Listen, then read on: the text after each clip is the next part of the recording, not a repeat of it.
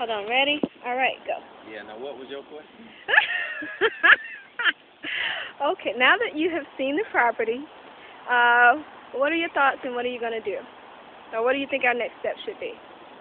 Well, actually, what I'm going to do from here is go and check the footage. And as I'm checking the footage, I'm glad I hadn't started yet.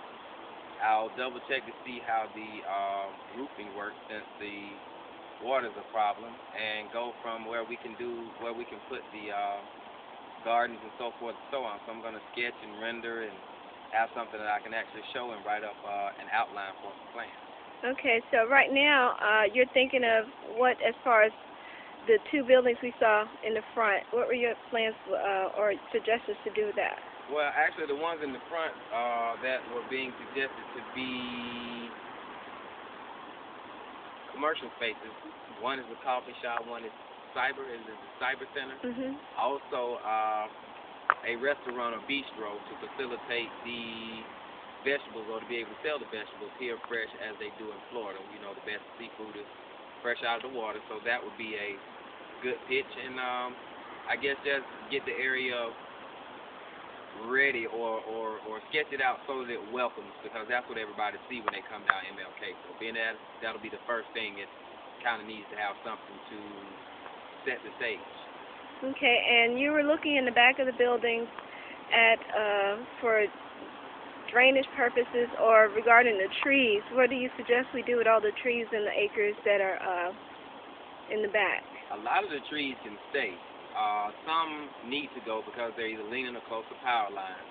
Others for aesthetic reasons, but I prefer the older trees to assist with air quality, shade, which will also help with utilities and so forth and so on. But with the trees that have to come down, I think they can be used in some shape, form, or fashion, recycled to, if not put the product here, back into the next property that has to be done. Okay. So right now the trees are offering shade. What does that do for the quality of the soil? Creates an excellent environment for soil. Several reasons. One is it retains the moisture. Two, it gives shade. Three, the foliage that drops and continuously composts year after year after year. And from the looks of these trees and how old they are, then the compost is, should be second to none. So to cultivate this actual area will be a plus. Cool. Okay, so who are you going to try to get to build your team to move this development forward, this initiative forward? Who am I going to get to try and help me build my team? Yes, to meet the greening, environmental, eco, everything. I have a list at home of a few contractors or people that already do this that I'll follow up with. But as far as putting together a plan, looks like Dana's going to be the Well, I meant as far as actually greening the area. Who will be the team to actually implement and educate? Initially, it would be mirror image. It'll be us. It'll be the mentoring program to help jump off the intergenerational gardening part. Okay. So it'll not only give the seniors or people that reside here something to do, it'll help to educate the parents and the children, plus give them a hands-on experience and something local that we don't have to drive clean across town, to be exposed. And that within itself should help us overall health-wise, educate us, and it pretty works out. Okay. Hey, man, I hollered at you earlier. What's happening? Go ahead. You had mentioned that through the walkways and in between the different apartments, you thought it would be best to have greenery and all those kind of things on both sides of the walkway. Explain why. Two reasons. One is I think every square inch should be used, for multi-purpose reasons, so we can actually get something out of it, which increases the property sustainability. And two is it is aesthetically pleasing. And it'll be different if we have a garden to actually have things that people can go out and enjoy or eat or take in and share. And not only that, being that it's in the nucleus, kind of the community area, it'll give everyone a place to come out and sit and be a part of not just the residential part, but even the business that's going on. So to have them in the middle would also, give a way for the program to be able to be next to the people or the tenants that's actually out here, So we'd actually be working right next or at their door.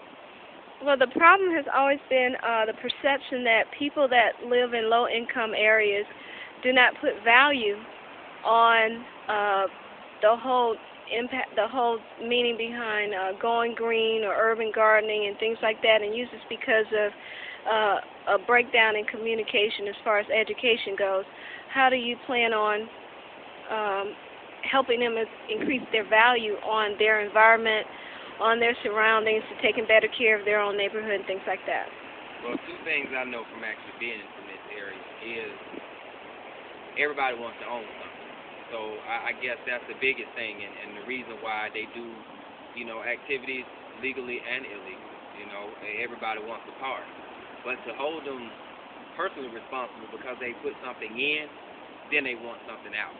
And if they have to put something in that's actually constructive, that's time-consuming, that's actually educational for them that they can benefit from, then it calls the community to uphold itself opposed to having to have other people outside, which reduces policing. It's more community than policing. So just enlighten them. I think knowledge is power only when it's used. So if we're doing it actually out here and if we actually involve the community, educating them will be the number one way of not only protecting the property, but, the investment.